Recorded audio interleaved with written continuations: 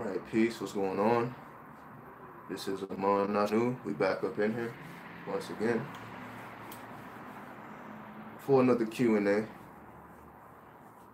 We're getting started kind of late today, nonetheless we're here. And we're going to get it in as usual.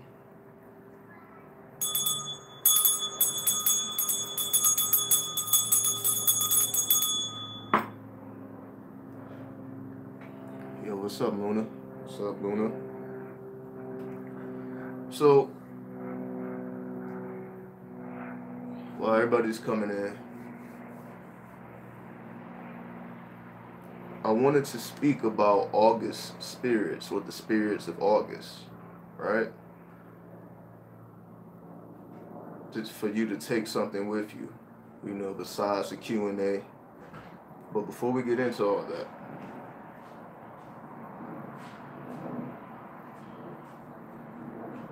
let me take you into my world and allow you to observe the things that I've been feeling on the internal level.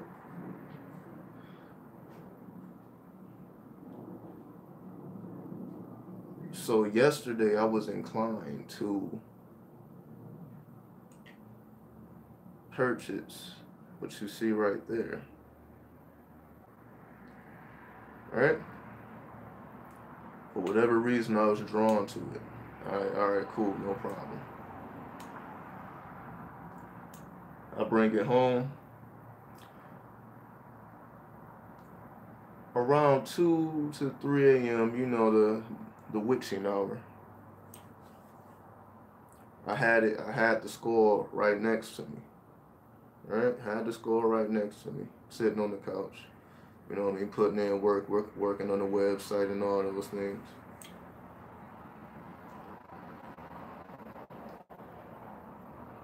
Then I started to get this vision of a flaming skull. It's like I started, it came. Just images of the flaming skull. So much so that, because I was listening to a little music at the time, so much so, it's the music that I was listening to started to sound like the voice of death.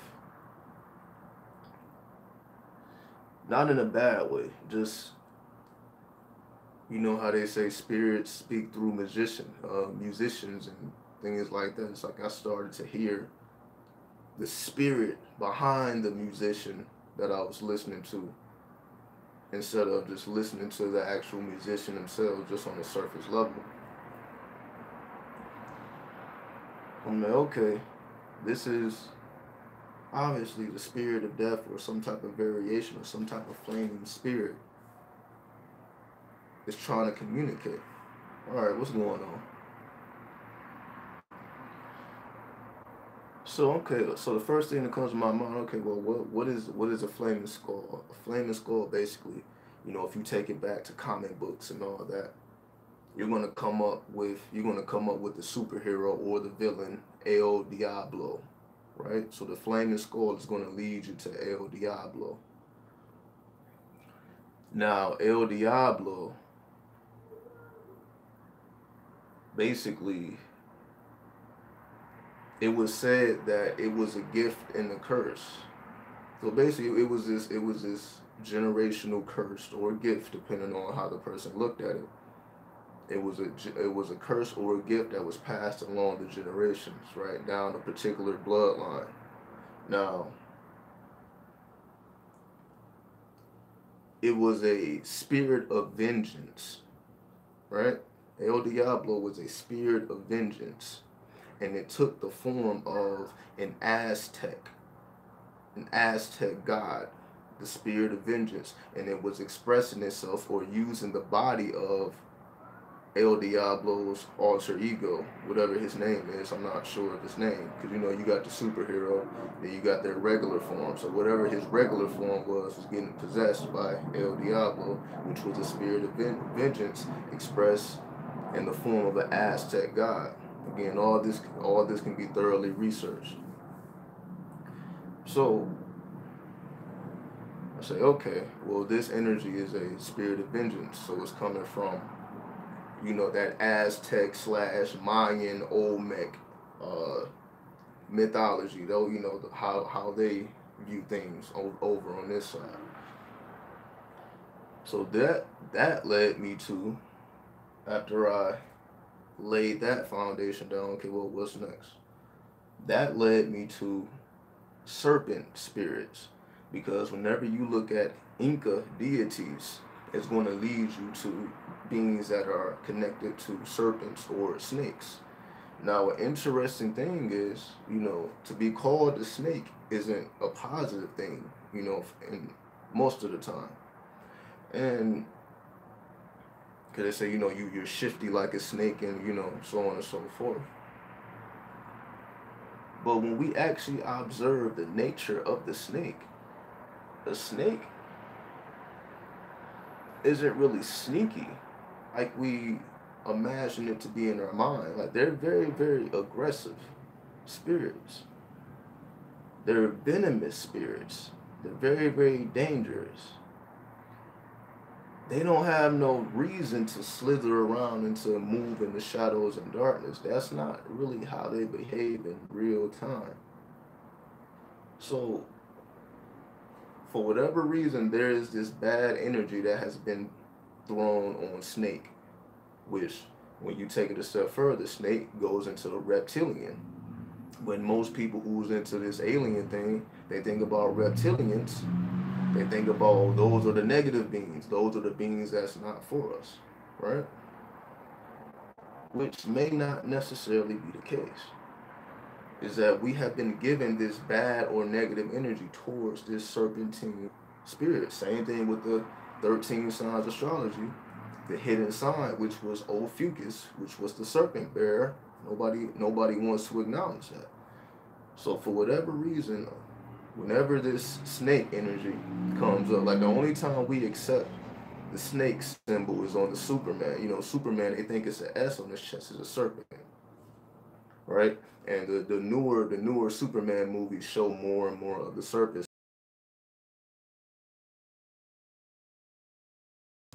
and the rise in Kundalini force. So, in the essence of the snake and what it represents, it doesn't necessarily represent some type of shifty snake person moving in the shadows trying to do something in the dark. That's not necessarily how they behave.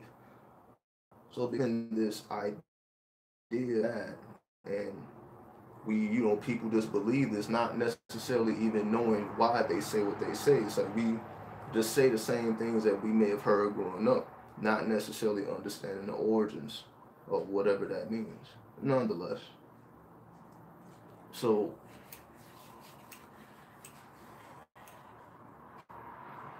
I had the vision of this flaming skull. The flaming skull leads me to El Diablo. El Diablo leads me to the Inca spirits. The Inca spirits lead me to the Serpentine spirits. Now, researching that, I came into knowledge of this deity called Pachamama. Pachama. Pachamama. It may be a variation in the pronunciation, but nonetheless, you can type that in, you can discover this deity. Now, her feast day, her special day, her celebrated day, guess what? It's today, August 1st. And she also rules over the entire month. So now, I'm thinking, okay, this image of this flaming skull has led me to this deity whose feast day just so happens to be today. So now,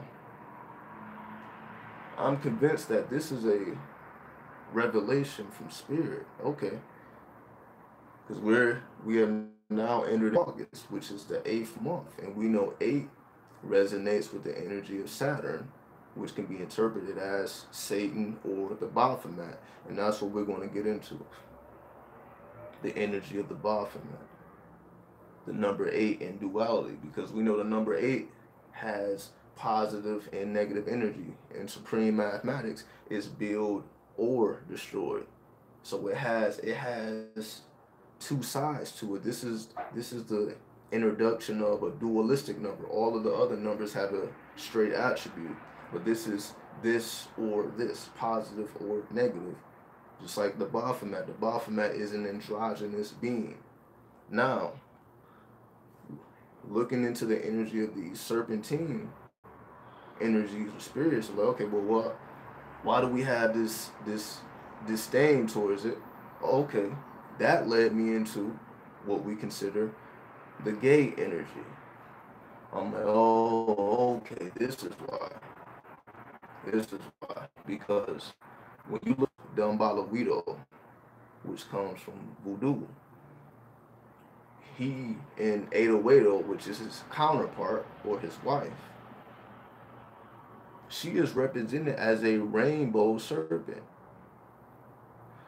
So when most people think about the rainbow symbol, they think about gays, lesbians, the L, whatever they call themselves now, right? That automatically comes, okay, rainbow, that community. The rainbow symbol predates that community.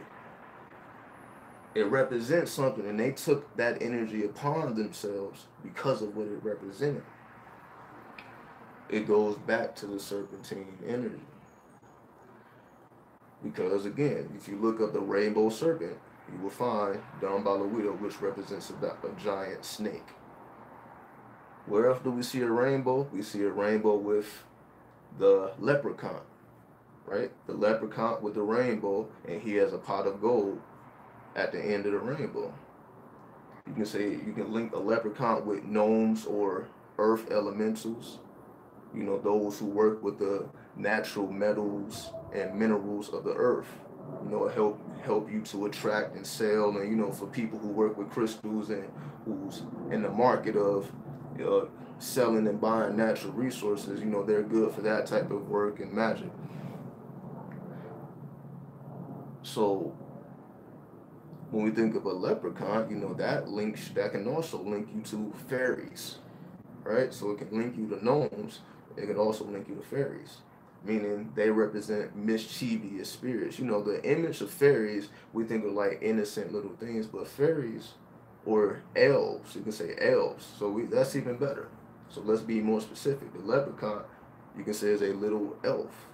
Elves are very mischievous. Elves are not necessarily what we think they are if we're talking about the elemental spirits. They're very mischievous, which is why you see the leprechaun being mischievous, or basically tapping into that his dark side or his shadow side, or the serpentine energy, or the satanic energy, or the Baphomet energy, or the androgynous energy, right? So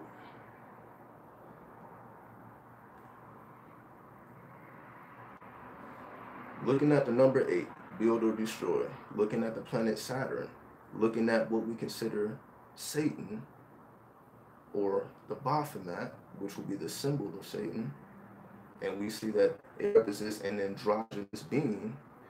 You also see this with Shiva and Shakti.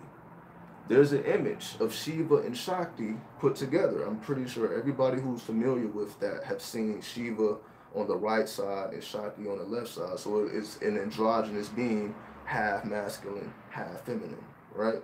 And if you're not familiar with that, just type in Shiva Shakti.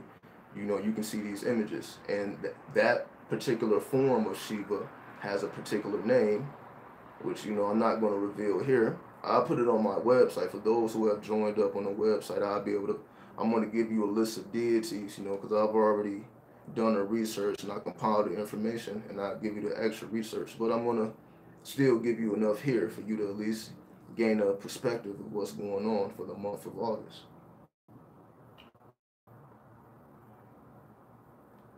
Putting all these things together, and the fact that this is coming to me as we go into the month of August, this month's theme, the theme of August, should be centered around androgyny, working with deities that represent both principles, because we are indigenous beings That's a reality. That's an actual fact. We have positive and a negative charge. We all know that. But most of the time, we're either working with one energy or the other one. But now, once we go into the number eight teaches us, or Saturn teaches us, which is, you can say, Chronos, the god of time, the manipulation of time, the manipulation of what tools do we use to tell time? The sun and the moon. So when you want to manipulate time, you got to manipulate the sun and the moon. What is the sun? What is the moon? The positive charge and the negative charge. To build or to destroy. So Saturn gives us a perspective of how this negative and positive charge can work simultaneously. So this is an introduction to higher mathematics. That's why 8 also represents higher mathematics, or Saturn represents higher mathematics, because now you're working with dualistic energies as one source. All right. So definitely for everybody who works with spirits and deities, or who may be new or very skilled, this is definitely the time to work with androgynous spirits, half positive, half negatives. Dedicate the month of August around, you working on those aspects of self. So by the time you get to September, you document, of course, you document your journey. You putting in work every day. You make sure that you document your path. You give yourself 30 days, and when you look back at your first day after 30 days, and you see how much you have evolved by just simply focusing your mind and concentrating your mind on certain sets of principles being represented as deities, androgynous beings, then you can see how these things will help you to evolve and understand things that may still have you confused. Now again, the question is asked, well, how do you work with them? Well, you have to first choose a deity. Choose an androgynous deity. They have one, and particularly every spiritual pantheon has a deity, either the deity that is androgynous, or that represents something alternative. It's in every pantheon. You just have to choose which one you want to work with. Now, so once you identify the deity, the name of the deity, so you want to be specific. Find a specific deity that resonates with this androgynous energy. Once you find a deity, then you're going to, of course, read the description of the deity, become familiar with the energy and the story and the imagery, so on and so forth. You're just going to familiarize yourself with the energy, making it a part of yourself. Like, this is essentially the aspects of myself that I'm trying to invoke, bring that is within me outwardly, to manifest these principles inside of me outwardly, so on and so forth. So once you identify the name of the deity, become familiar with it, embody those principles, and focus on, again, the number 8, build or destroy. The Baphomet, study the history of the Baphomet and what it represents. Anything that has something to do with Saturn, Chronos, time, anything that has something to do with these principles. For the next 30 days, you just want to definitely concentrate your mind towards these frequencies, and you will be able to expand that reality of both of these energies working simultaneously. Because again, most of the time we're working with the energy separate, body more the feminine or more the masculine, but these energies, as they work together, which represents, if we take it to the tarot, it represents the final card in the tarot card, which is the universe. In some tarot decks, it's called the world, which is basically the microcosm and the macrocosm, as above, so below, working together harmoniously. So you start off with your energy, how to work your positive and your negative charges. That's one level. That's the beginning stage, and it eventually evolves to you being able to work. You are working that positive and that negative charge harmoniously together, mixing up, and this is the true essence of alchemy. So working with these androgynous spirits teaches you the arts of alchemy, how to mix two things together to create something brand new, to dig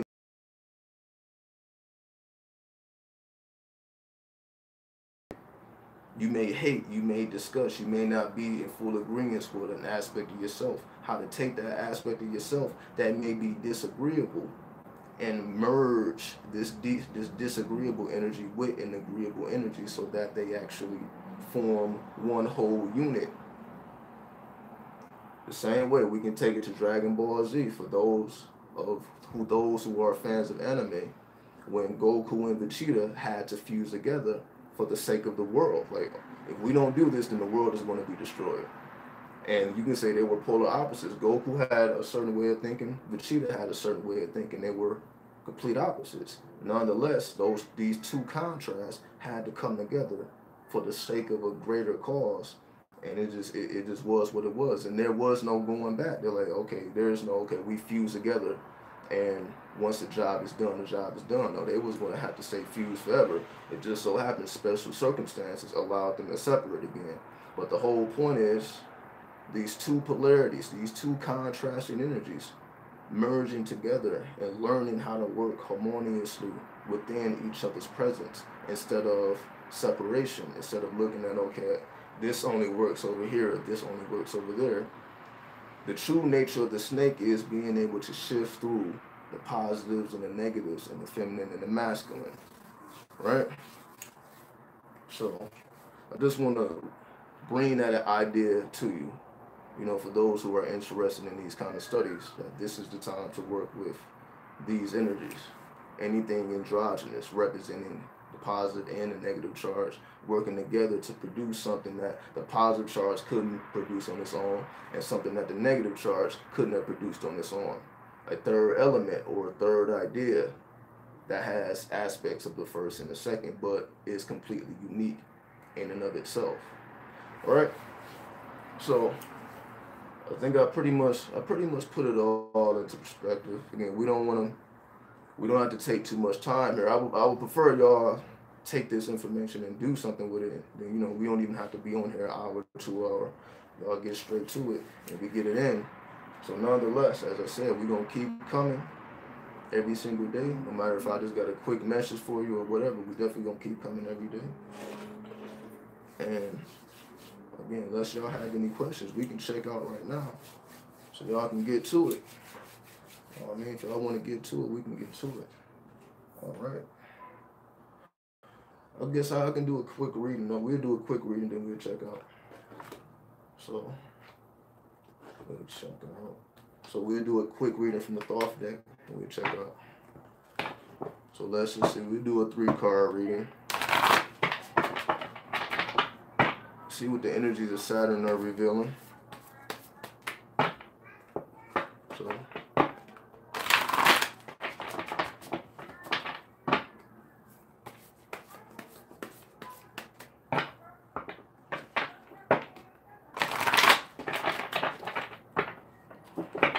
okay. 1, 2, 3. The first card, the Queen of Swords. I'm being asked how much do I charge for the tarot cards. You're gonna have to send me an email. I don't discuss the prices in public. Just send me an email. Go to my website, click on the service tab, then send me an email at the bottom. Just fill out the form, and we'll connect in that way. So the first card, the Queen of Swords. We understand the Queen of Swords to be, you can say a woman with very keen eyesight, right? You can say a woman with the magic eyes. She has like the bird. She has the eyes of a hawk, the eyes of an owl, the eyes of a cat.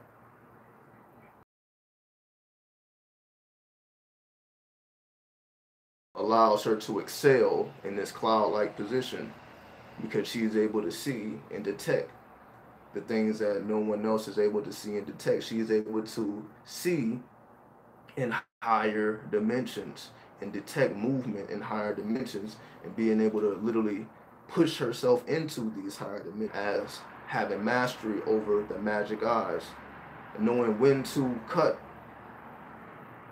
the what is unnecessary away, because you're able to see, you're able to discern properly.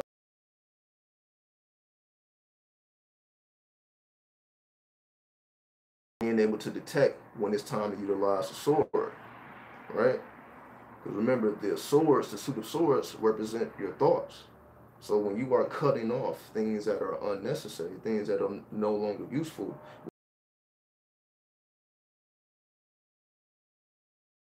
thinking, your algorithms. We have mental algorithms. Now, you know, mental programming is that we have programmed ourselves to operate as, whether we were aware of the programming or not. So, this influences the mental algorithms, right? To organize them and to be more efficient with your mental algorithm, so you can better detect the higher forces of nature and being able to manipulate the higher forces of nature as well. Okay, that's the first card. Second card. Oh, we have another queen, right? We got the Queen of Wands, right? So the queens are manifesting definitely in this 8th month.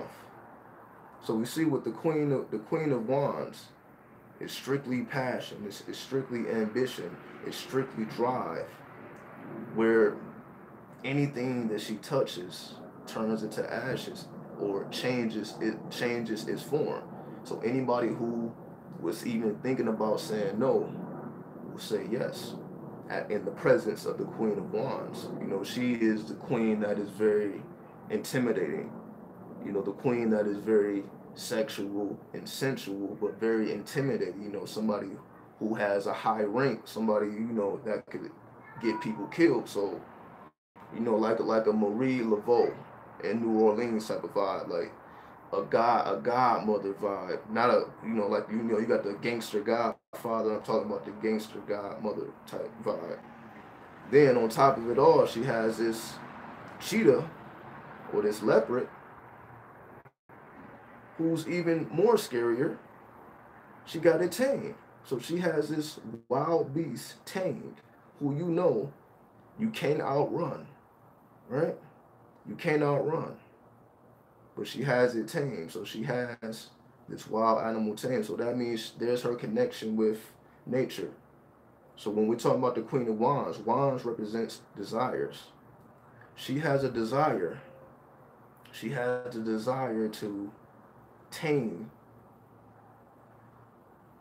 the chaotic forces of nature. You can say the Queen of Wands is driven to tame the chaotic, the ruthless, the aggressive, right? Anything aggressive, oh, that's too aggressive, that person too aggressive, that person's too aggressive, that person can't be tamed, that person can't be got. She makes it her absolute duty to make it happen. Or that person can't break, or that person don't think they can be seduced, or that person don't think this. Everything she touched becomes ash. She is able to turn that no into a yes and those yes into no's. And again, she's holding the staff with the pine cone at top. But she also has a crown, which represents illumination. Because whenever we're dealing with fire, fire is constantly ascending. So she lives in an extended state. Sorry.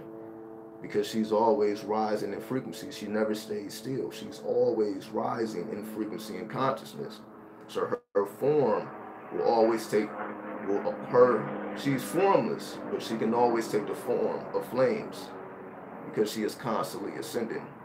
So she represents the principles of constant ascension. By having no doubt, you burn through any fear, any worry, any doubt, anything that's holding you back. You're able to turn that flame on. Any type of nervousness, you can perform in front of 100 million people if you needed to. You can do anything physically you needed to. Like you don't allow anything to stop you. So as you can say, the Queen of Swords has the magic eyes. The Queen of Wands has the laser beam eyes. The laser beam eyes burns through all oppositions and all obstacles of emotion. Because this is now we're dealing with the suit of cups. The suit of cups represent emotions which are constantly in motion, right? Energy that's constantly in motion. Energy that doesn't have a stagnated state. We're always going through, you know, various emotions, always going through various emotions. The stars are always going through various emotions because all energy is unique. new. So, you know, life is always open to mysteries, nature. In other words, the sun is always excited to rise to see that will be generated in the solar system. The moon is always ready to shine to give sight to the stars. So debauch is just the dissolving of a reality that was based in emotions that have since changed, right? So you have emotions that have since changed. So this causes the reality to dissolve. You can say a romance that faded out because it was never meant to last longer than a night. You can say something that was never meant to last longer than a night end up becoming a relationship, and people are kind of awkward. Like, we ain't really supposed to be together like this. We just kind of ended up here. When both people realize this wasn't really what I wanted anyway. Neither person wanted the relationship, but it kind of, they just, just in the midst of the moment, in the midst of their emotions, they may have made an agreement.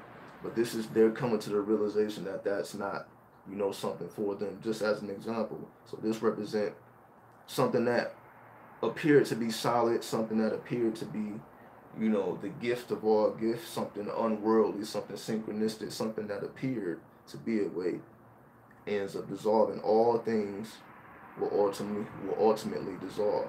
All right. So put it all together.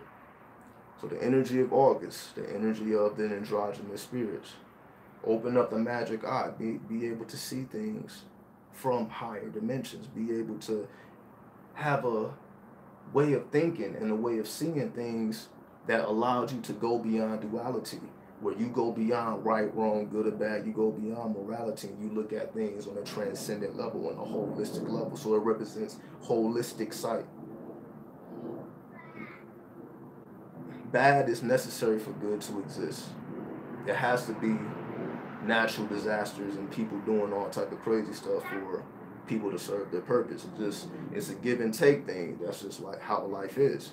Then we go to the Queen of Wands, who represent the laser beam lines that destroys any type of doubt, anything that makes you feel less than, anything that doesn't allow your solar plexus to emit that solar being within you. Anything that stops you from doing what you need to do physically, mentally, or spiritually, you got the laser beam eyes to burn through it all, which causes the dissolving of a reality that may not have been for you anyway. So you are able to shape and mold and shift the reality because you're able to change its form with them laser beam eyes. That just, when you shoot the laser beam on candles, they start to dissolve. When you shoot fire on candles, they start to dissolve, which is what you see in the Seven of Cups. All right, so I'm seeing people were asking questions while I was speaking. So let me go ahead and get through these questions here.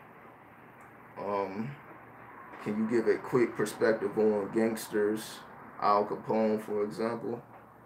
A quick perspective is basically, you can say, that outlaw spirit, that revolutionary spirit, that spirit that went up against the government, that spirit that craved to not be within the rules and limitations of the society of men who were just as corrupt as they were. They just looked at themselves as the necessary evil. Like, all right, the government is selling drugs because the government is at the apex of it all. So you got to get your drugs from the government, and it makes you a lot of money, but you know that, you making deals with the devil, essentially, right? So real gangsters didn't want to make those deals with the devil. So, like, I'm about to go get my own connect and give people, like, if I'm going to be selling drugs, if that's what I'm going to be doing, I'm going to get the people the purest product, right? So that's why we have times, in the 70s with Pablo. Pablo was able to make so much money because he had good material. He had good resources. He was getting it straight from the root.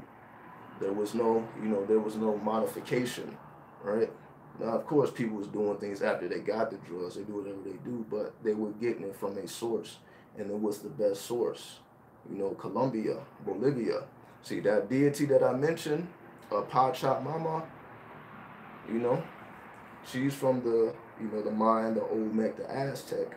But then you have deities, like Supra, not Supra.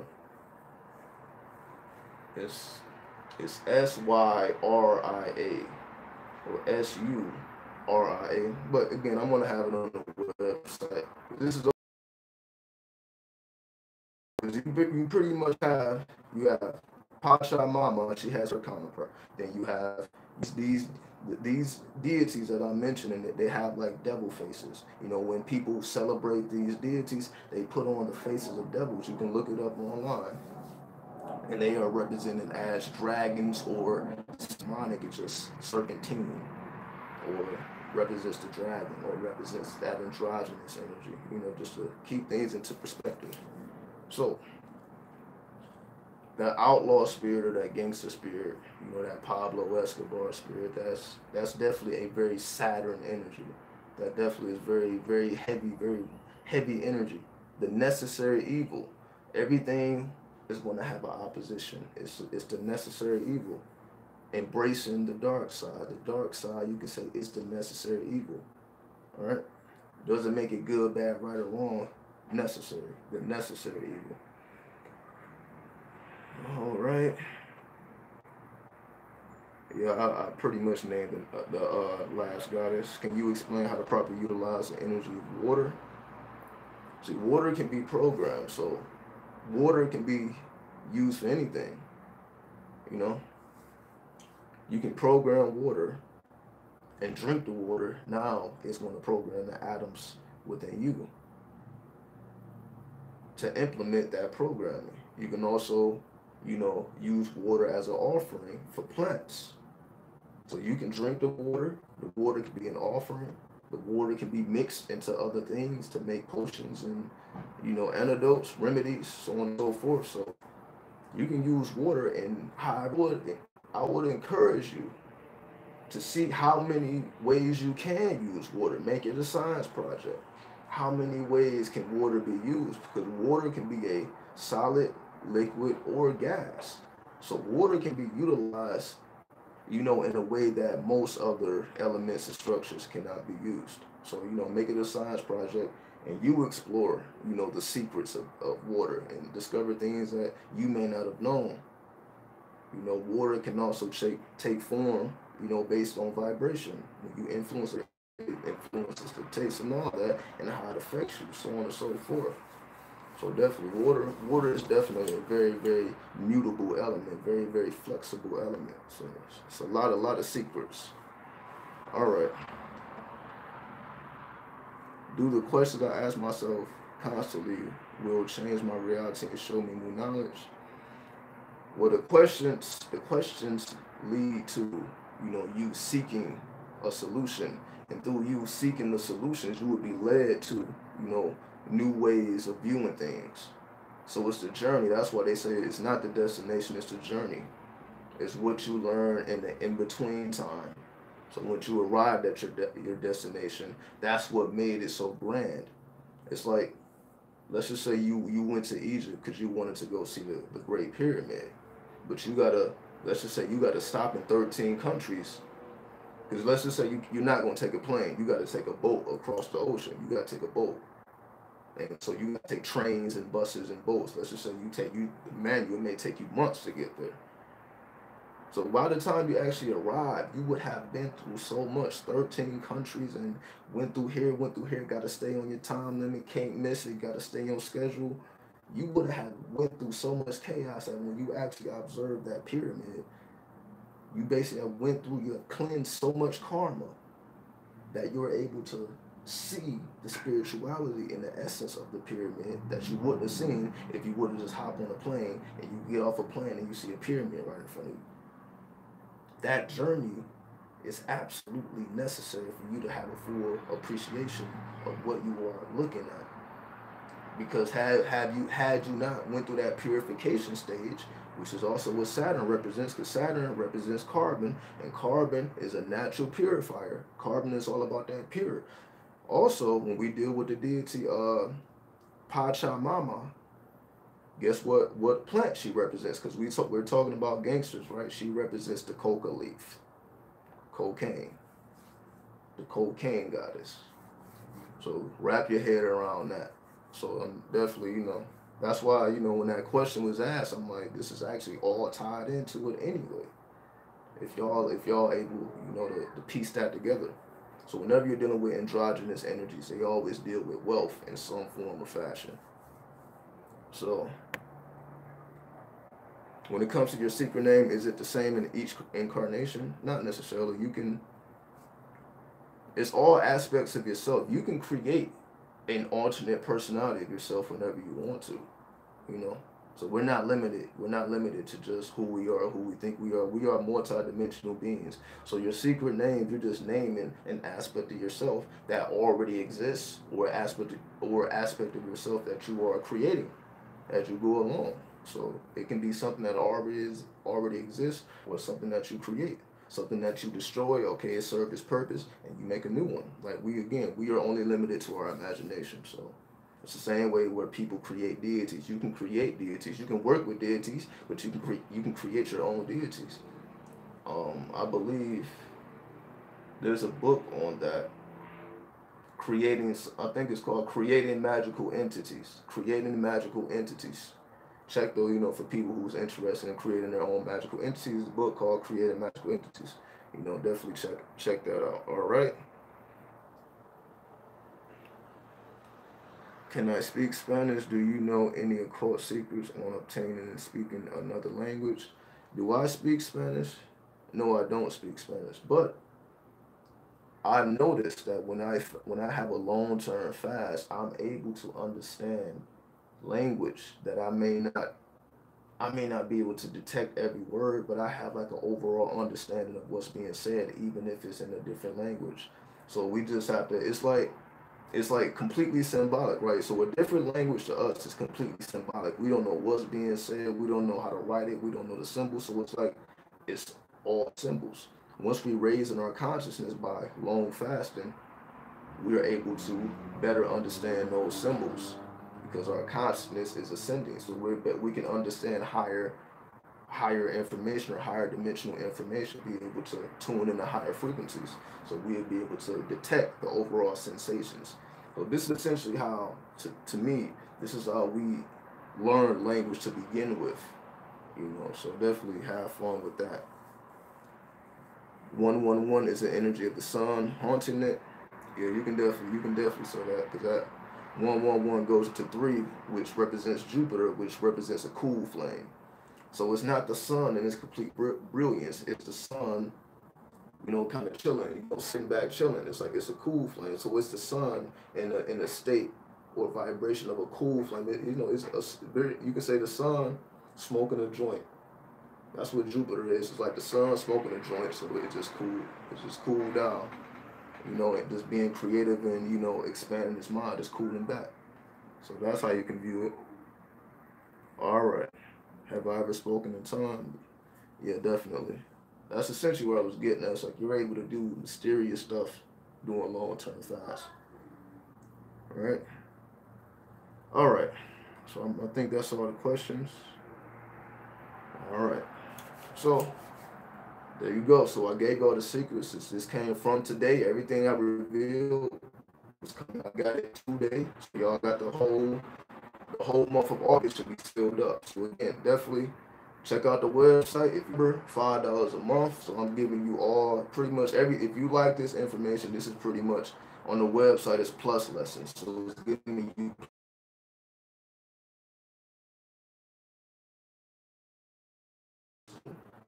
for people who really hunger for the well of wisdom. Other than that, what I mean, I definitely conduct those science experiments, everybody, and y'all come back with the results.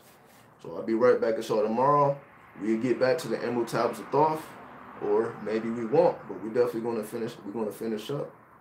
But definitely, I wanted to get this information out before we, moved along. So, till then, salute.